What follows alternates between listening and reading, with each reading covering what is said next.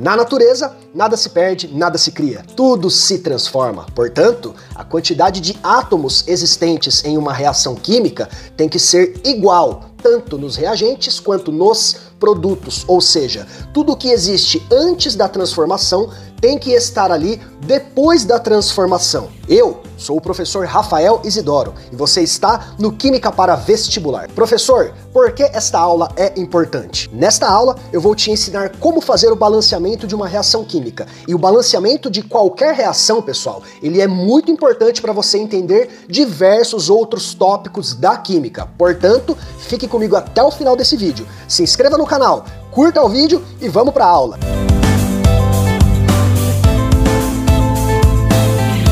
Primeira parte da nossa aula, vamos entender como é que uma reação química funciona. Pessoal, prestem bastante atenção aqui, ó. Toda e qualquer reação química, ela vai apresentar 3 etapas. O antes, a transformação e o depois. Ou seja, o antes corresponde aos reagentes, as espécies químicas que eu tenho ali inicialmente, tá legal? A setinha na química significa transformação. E os produtos correspondem ao resultado dessa transformação, ou seja, o depois. Em outros termos, poderíamos dizer então, começo, meio e fim, beleza? Toda e qualquer reação química funciona desta maneira, ok? Por exemplo, notem que na transformação do gás hidrogênio, que reage com o gás oxigênio, produzindo H2O, nós temos um antes, nós temos um depois. Eu quero que vocês reparem aqui, ó, na quantidade de bolinhas que eu tenho antes, na quantidade de bolinhas que eu tenho depois, tá ok? Essas bolinhas correspondem aos átomos. Eu vou explicar. Vamos lá então. Olha só. Aqui nós temos o hidrogênio, beleza? Nós temos o gás hidrogênio, nós temos aqui o gás oxigênio. As bolinhas rosinhas são átomos de hidrogênio. Então, cada molécula de hidrogênio, H2, tem 2 bolinhas.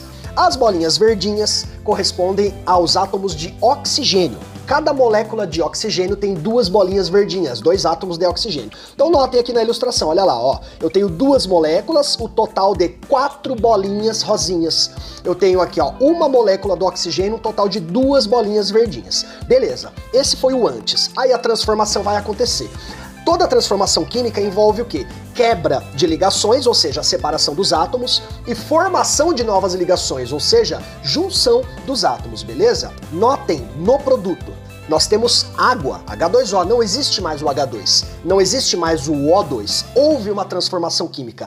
Mas se você reparar, embora a molécula seja diferente, porque aqui eu tenho o quê, ó? 2 bolinhas rosinhas ligadas a uma bolinha verdinha. Isso não existia antes. Embora a molécula H2O seja diferente das moléculas H2 e O2, a quantidade de bolinhas é a mesma. Pode contar. Antes, 4 bolinhas rosinhas. Olha lá o depois. 4 bolinhas rosinhas também. Antes, 2 bolinhas verdinhas. Depois, 2 bolinhas verdinhas também. O que foi que mudou? Mudou o arranjo que eu tenho ali. Eu não tenho mais bolinhas verdinhas ligadas umas às outras ou bolinhas rosinhas ligadas umas às outras, mas sim bolinhas rosinhas ligadas às bolinhas verdinhas, ou seja, átomos de hidrogênio ligados a átomos de oxigênio. Tá legal? Agora que você já entendeu como funciona uma reação química, nós podemos falar então do acerto dos coeficientes. Mas professor, eu nem sei o que é um coeficiente, vamos lá. Coeficiente estequiométrico é o valor numérico representado à esquerda de um composto químico qualquer em uma reação química. Nossa, professor, muito complicado? Não é, gente, preste bastante atenção. Nós temos aqui a combustão do etanol, olha lá, ó, reagindo com oxigênio, produzindo CO2 e H2O. Estes números em vermelho, estes números vermelhos, são os coeficientes estequiométricos da reação, tá legal? E professor, para que serve um coeficiente estequiométrico? Eu vou mostrar para você, olha só. Nós temos aqui, ó, o composto etanol, C2H6O, beleza? Tem lá o número 2 antes dele, à esquerda dele. Esse número, pessoal, ele multiplica a quantidade de todos os átomos da fórmula. Por exemplo, para o carbono, nós teríamos ali, ó, 2 vezes 2. Atenção, hein? O número que vai embaixo é índice. O número que fica à esquerda do composto é coeficiente, tá legal? Então nós teremos aqui, para o carbono, 2 vezes 2, um total de 4 átomos de carbono. Olha só o hidrogênio, 2 vezes o 6, o coeficiente sempre multiplica o índice. Então 2 vezes 6 eu tenho 12 átomos de hidrogênio. E o oxigênio, professor, não tem nenhum número embaixo, é zero? Claro que não. Na química, quando você não tem nenhum número ali embaixo, é o 1 que está escondidinho. Então 2 vezes 1 escondidinho, 2 átomos de oxigênio, tá legal? Tomem cuidado com parênteses. Tem composto químico que tem parênteses, e aí a gente tem que considerar tudo o que está lá dentro, beleza? Vamos lá. Alumínio, ó, 3 vezes 2, eu tenho um total de 6 átomos de alumínio. Tranquilo, professor, consegui entender. Agora, o enxofre, o S, veja bem, ele está dentro de um parênteses, não é verdade? E lá fora do parênteses tem o número 3. Então eu tenho que multiplicar primeiro o número que está fora do parênteses, para depois multiplicar o que está dentro do parênteses. Então 3 vezes 3, 9, e 9 vezes 1 é o próprio 9. Então, 9 átomos de enxofre. Agora, o mais perigoso aqui é o oxigênio. Por quê?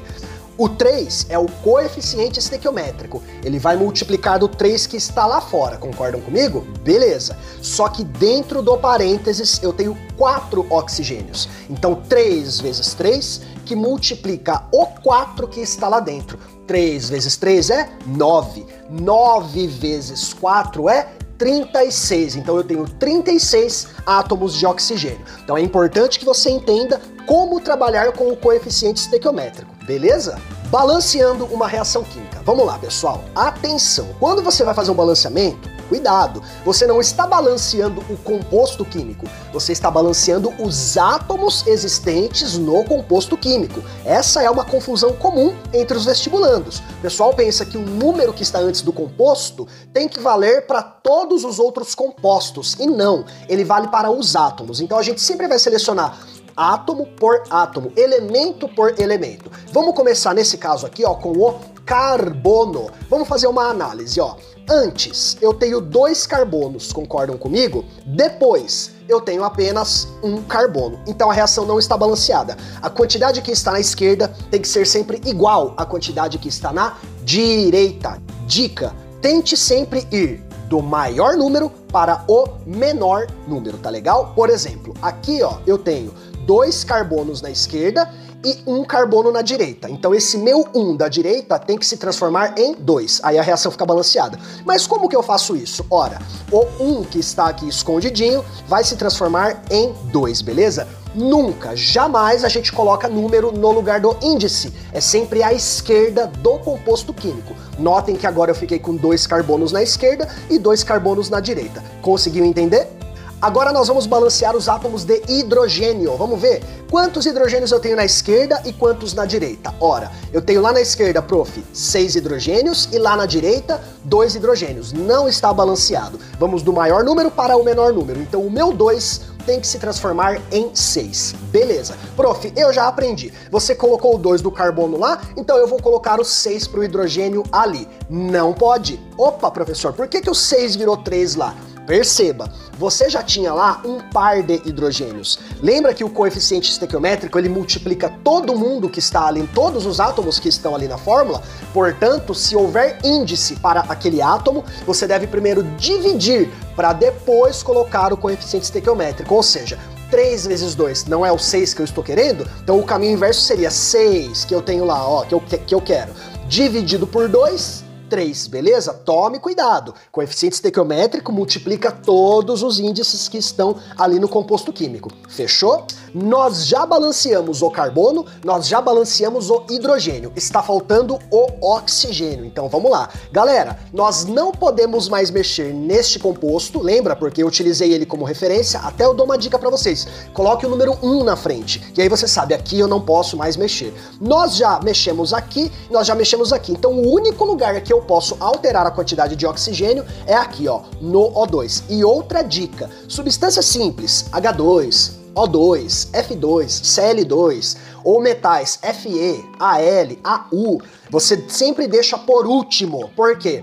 Porque quando você altera a quantidade deles, você não altera a quantidade dos demais. Agora, substâncias compostas, aquelas que têm 2 ou mais tipos de elemento, quando você coloca um número na frente, você altera a quantidade de todos. Então deixe a substância simples sempre por último, tá legal? Vamos lá então. Oxigênio na direita, vamos ver quanto que eu tenho? Ó, 2 vezes 2, 4. E aqui, ó, 3 vezes 1, 3. Eu tenho um total de 7 oxigênios do lado direito, nos produtos. E lá na esquerda, prof, eu tenho 1 oxigênio aqui e 2 aqui. Tenho 3 na esquerda. Então, ó, 3 na esquerda, 7 na direita. Tá tudo errado. A gente vai do maior número para o menor número. Então, o meu 3 tem que se transformar em 7. Beleza, prof. Eu vou colocar o 7 lá e tá tudo resolvido. Não está. Se você fizer isso, você vai errar. Primeiro, existe o número 2 aqui, ó, o índice. Então eu teria que dividir 7 dividido por 2. Porém, antes disso eu tenho que reparar no quê? Tem um átomo de oxigênio separado do composto ali, ó. Não é verdade? Ele tá aqui, ó, isolado. E ele tem que ser considerado. Portanto, quando você tiver um átomo que está separado daquele composto químico que você vai inserir o coeficiente, você deve subtrair a quantidade dele antes de fazer a divisão. Notem, ó, eu vou colocar ali o número 3. Por quê, professor? Porque, ó, eu tenho aqui, ó, 7 lá embaixo, ok? Menos 1, que está aqui, 6, dividido por 2, 3. Aí sim, ó, perceba, eu vou ter 1 mais 3 vezes 2, 7. Então atenção, se o seu átomo não está espalhado nos compostos químicos e ele tem um índice, é só dividir e colocar ali à esquerda do composto químico, beleza? Mas se ele estiver espalhado em outros compostos, você deve, antes da divisão, subtrair aquela quantidade que está espalhada. Conseguiu entender? Então nós temos agora a reação balanceada. Pode perceber, carbono na esquerda e na direita, 2. Hidrogênio na esquerda e na direita, 6. Oxigênio na esquerda e na direita, 7. Beleza? Professor, você poderia dar mais um exemplo? Mas com certeza. Nós temos aqui a reação do sulfeto de ferro com o gás oxigênio, produzindo óxido férrico, produzindo dióxido de enxofre. Beleza, então, vamos lá, vamos fazer esse balanceamento. Como é que eu faço isso? Bom, nós temos que antes analisar, verificar se a quantidade está equivalente ou não, porque se você tiver átomos ali que já estejam em quantidades iguais, não há necessidade de balanceá-los, ok? Então vamos lá, vamos analisar primeiramente o ferro. Olha lá, ferro na esquerda, quanto que eu tenho? Eu só tenho 1, beleza, coloquei ali. Ferro na direita, eu tenho 2, coloquei ali. Opa, não está balanceado. Do menor número para o menor, do maior número para o menor número. Então o meu 1 vira 2. Legal. Vamos lá então, ó. O meu ferro lá da esquerda tem que ser quantidade 2, então, prof, eu vou colocar o 2 lá na frente. Pode? Pode, tranquilo. O índice é 1, 2 por 1 dá 2. Fechou?